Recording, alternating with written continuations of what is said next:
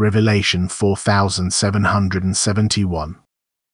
From the 2nd of November 1949. Tools of God.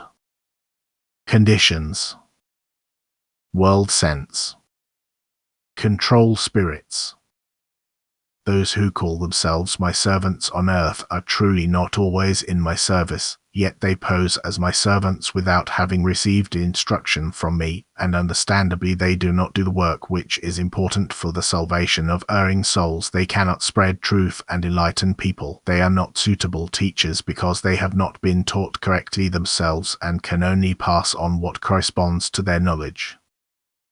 However, this knowledge is not the true, inviolable spiritual knowledge I taught as a human being on earth. Instead, it has already undergone many changes and truly no longer contributes towards the human being's ascent, as it is his destiny in earthly life.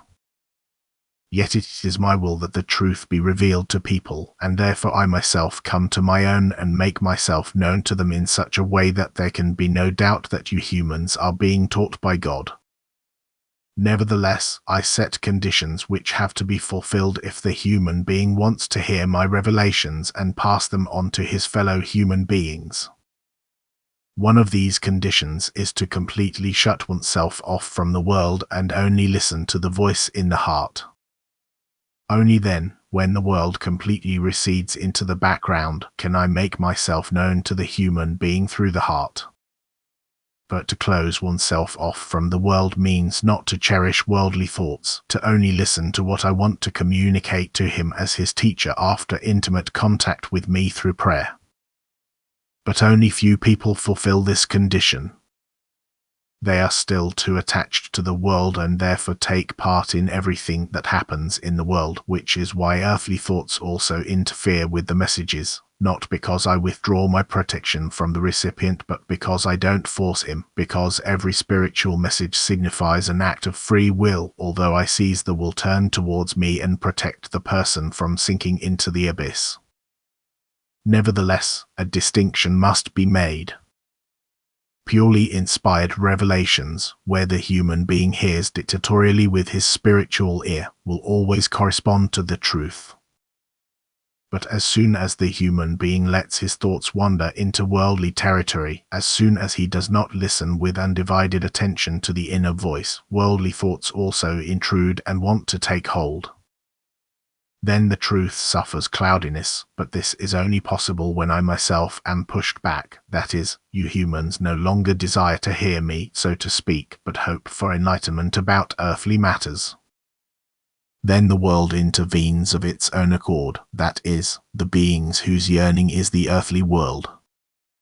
Then answers are presented to him by these beings which, however, have nothing in common with spiritual revelations. None of my instruments is free from worldliness, only that it exists in a small measure and is usually completely eliminated in the connection with me.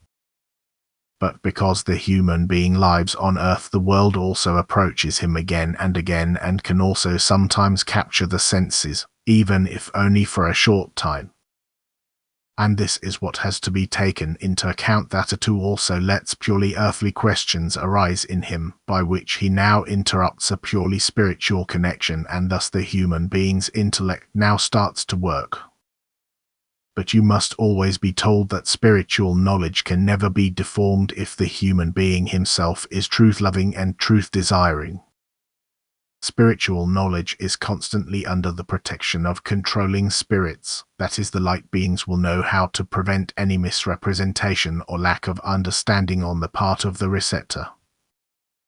Divine truth can never ever be defaced by a person who offers himself to me for service and who is serious about his task.